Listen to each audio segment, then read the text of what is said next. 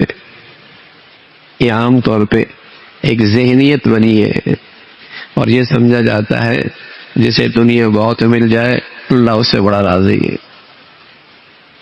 اور جس کے پاس دنیا نہیں ہے اس کی تو قسمت کھوٹی ہو گئی ہے، یہ کیا کرے گا دنیا، اللہ اس سے ناراض ہے۔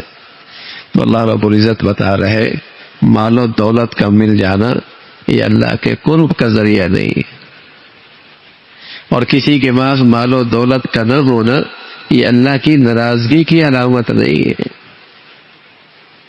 مال و دولت کا مل جانا یہ اللہ کی راضی ہونے کی علامت نہیں ہے، پھر تو قارون سے اللہ بڑا راضی۔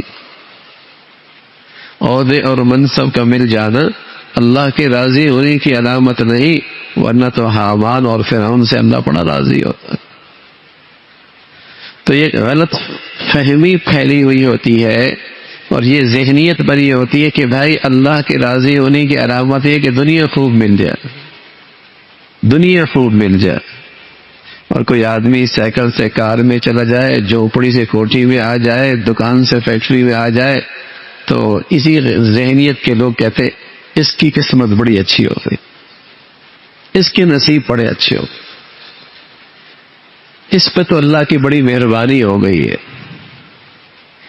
تو یہ اللہ کی مہربانی کی علامت نہیں، اللہ کی مہربانی کی علامت یہ ہے اس کی نیکیوں میں اضافہ ہو گیا، اس کے تقوی میں اضافہ ہو گیا، اس کا ایمان بڑھیا ہو گیا۔